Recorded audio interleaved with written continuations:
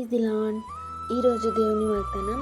పుట్టుకలోనే నేను ఎలా చావకపోతిని, గర్భము నుండి బయలుదేరగానే నేను ఎలా ప్రాణము విడవకపోతిని.